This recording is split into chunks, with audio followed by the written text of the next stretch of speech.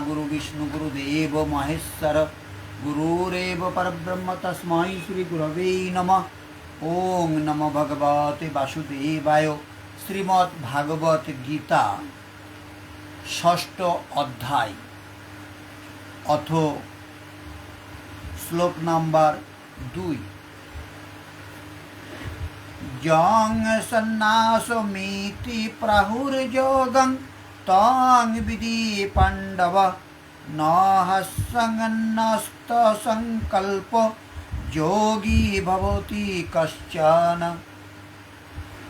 हे पांडव, যাকে সন্ন্যাস বলা হয় তাকেই যোগ বলা হয়, কারণ ইন্দ্রিয় সুখভোগের বাসনা ত্যাগ না করলে কখনোই যোগী হওয়া যায় না।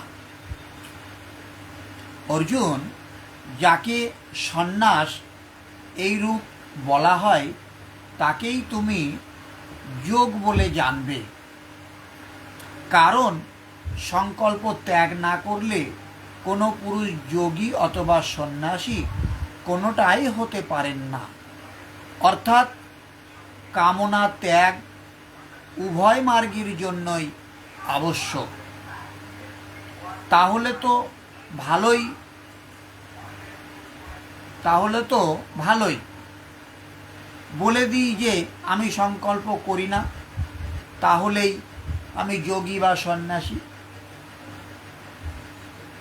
হয়ে যাবে। শ্রীকৃষ্ণ বলছেন যে না, এরূপ নয়। যথার্থ সন্ন্যাসযোগ অথবা ভক্তিযোগের তাৎপর্য হচ্ছে জীবাত্মা রূপে স্বীয় স্বরূপ সম্বন্ধে অবগত হয়ে সেই অনুসারে কর্ম করা। জীবাত্মার কোনো পৃথক স্বতন্ত্র অস্তিত্ব নেই। জীব ভগবানের তটস্থা শক্তি। যখন সে জড় শক্তির দ্বারা প্রভাবিত হয়ে পড়ে তখন সে বদ্ধ অবস্থা প্রাপ্ত হয়, এবং যখন সে কৃষ্ণ ভাবনামৃত লাভ করে অর্থাৎ ভগবানের অন্তরঙ্গা শক্তি সম্বন্ধে সচেতন হয়, তখন সে তার স্বরূপে অধিষ্ঠিত হয়।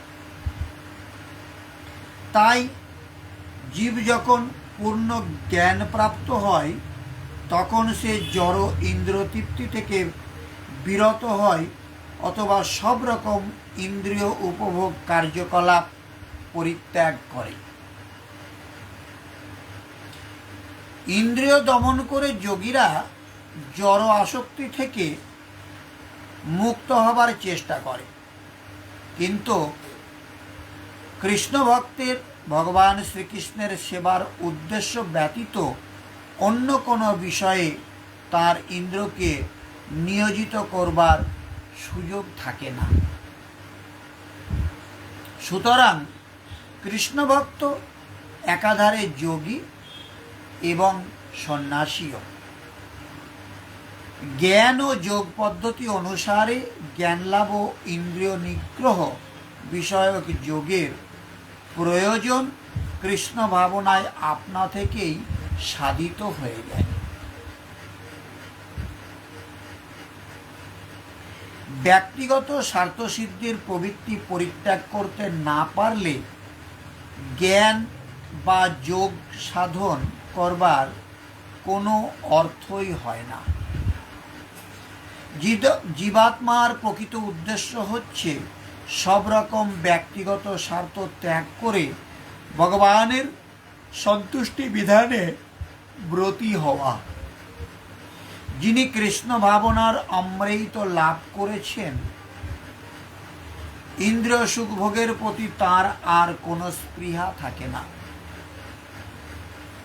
তিনি সবসময় ভগবান শ্রীকৃষ্ণের ইন্দ্রিয়তৃপ্তি সাধন করবার চেষ্টায় মগ্ন থাকেন।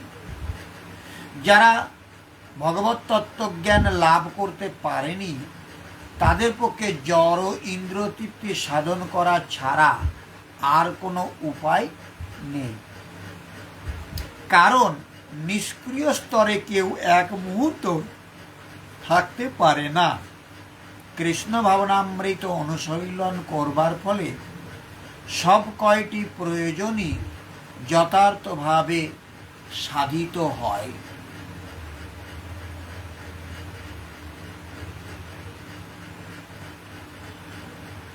শ্লোক নাম্বার 3।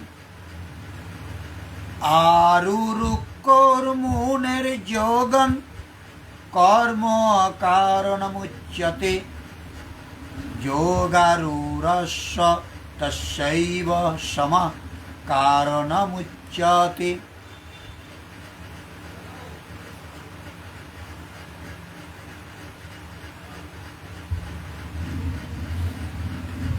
অনুবাদ: অষ্টাঙ্গ যোগ অনুষ্ঠানে যারা নবীন তাদের জন্যে বলা হয় কর্ম অনুষ্ঠান করাই উৎকৃষ্ট সাধন, আর যারা ইতিমধ্যেই যোগারূঢ় হয়েছেন তাদের জন্য বলা হয় সমস্ত কর্ম থেকে নিবৃত্তই উৎকৃষ্ট সাধন।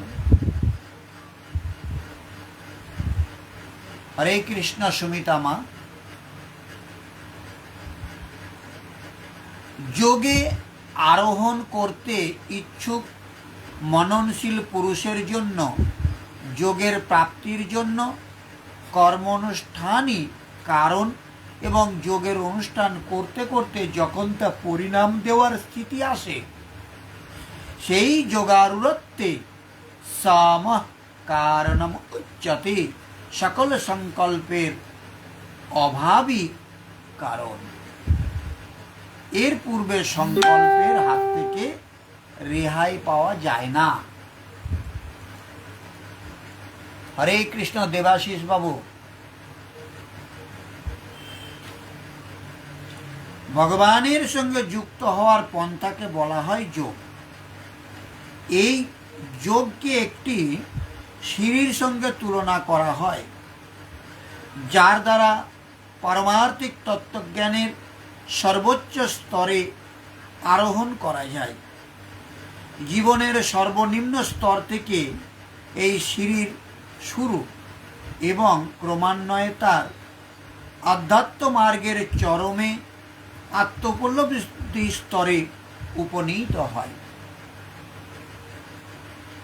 উচ্চতা বা উন্নতি লাভের ক্রমানুসারে এই সিঁড়ির বিভিন্ন অংশের বিভিন্ন নাম আছে, কিন্তু সম্পূর্ণ সিঁড়িটিকে বলা হয় যোগ, এবং সেটি 3টি ভাগে বিভক্ত। কি কি না, একটা হচ্ছে জ্ঞান যোগ, একটা হচ্ছে ধ্যান যোগ, আর একটা হচ্ছে ভক্তি যোগ। এই সিঁড়ির প্রথম ধাপকে বলা হয় যোগারূঢ় স্তরে, এবং সর্বোচ্চ ধাপকে বলা হয় যোগারূঢ় স্তর।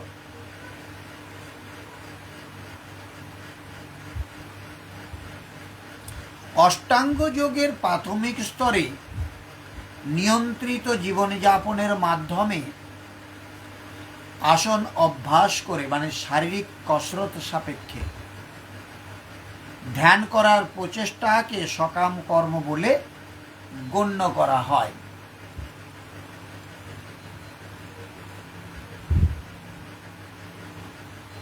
এই সমস্ত ক্রিয়ার প্রভাবে ক্রমশ ইন্দ্রিয়গুলিকে নিয়ন্ত্রণ করবার জন্য পূর্ণ মানসিক সাম্যতা লাভ হয়।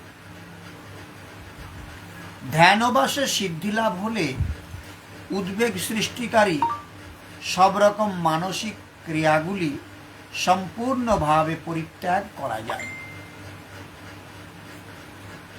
কৃষ্ণ ভাবনাময় কৃষ্ণ ভক্ত শুরু থেকেই ধ্যানের স্তরে অবস্থিত, কারণ তিনি সর্বদাই শ্রীকৃষ্ণের স্মরণ করেন আর সর্বদাই ভগবানের সেবায় রত থাকার ফলে তিনি সব রকম জাগতিক কর্মগুলি ত্যাগ করেছেন বলে গণ্য হয়।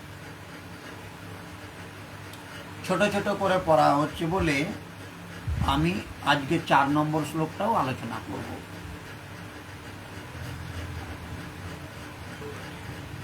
যদা হীনেন্দ্রিয়ার্থেষু না কর্মস্যানুসজ্জতে সর্বসংকল্প সন্ন্যাসী যোগারূঢ়স্তদ্যচ্যতে। যখন যোগী জড়সুখ ভোগের সমস্ত সংকল্প ত্যাগ করে ইন্দ্রিয় ভোগ্য বিষয়ে এবং সকাম কর্মের প্রতি আসক্তি রহিত হন, তখন তাকে যোগারূঢ় বলা হয়।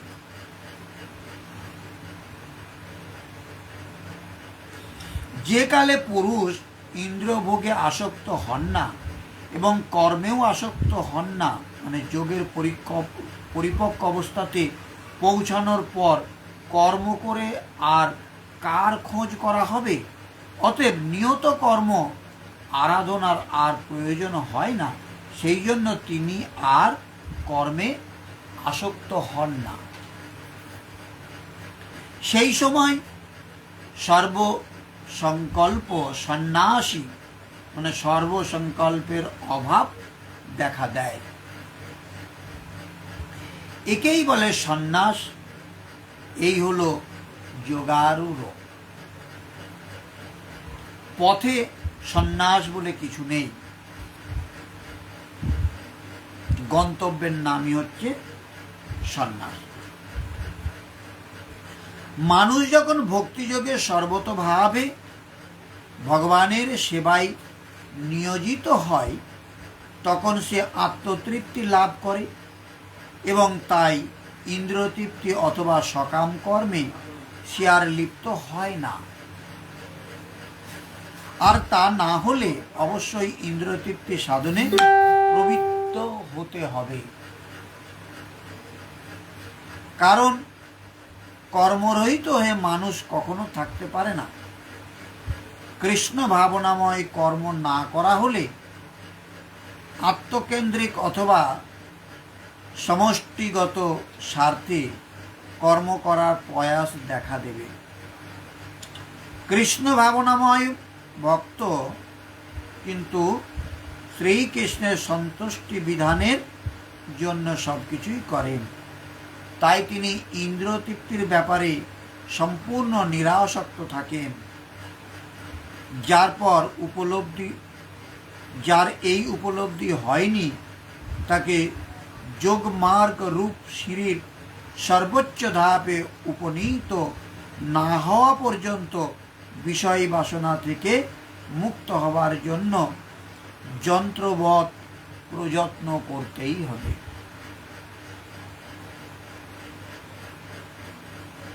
আজ এই পর্যন্ত থাক। আগামী দিনে আমরা 6 নম্বর অধ্যায়ের 5 নম্বর শ্লোক থেকে আলোচনা করব। যারা যারা অনলাইনে মাধ্যমে শুনছেন, এই টোটাল ভিডিওটাই আপনার ফেসবুকে পেয়ে যাবেন, এই ইউটিউবেও থাকবে, দেখে নেবেন যারা মাঝপথে যোগ দিয়েছেন। আর সকলের কাছে হাত জোর করে অনুরোধ করি যে আপনারা একটা মেসেজ করুন, অন্তত হরে কৃষ্ণ বলে, জয় রাধে বলে। ওং সর্বে ভবন্তু সুখিনঃ, সর্বে সন্তু নিরাময়া, সর্বে ভদ্রাণি পশ্যন্তু, মা কশ্চিৎ দুঃখভাগ ভবেৎ। ওং শান্তি শান্তি শান্তি। সমস্ত মানুষ সুখী হোক, সমস্ত মানুষ রোগমুক্ত হোক, সমস্ত মানুষকে আমি দেখতে চাই তারা যেন কোনো দুঃখ ভোগ না করে। হরে কৃষ্ণ।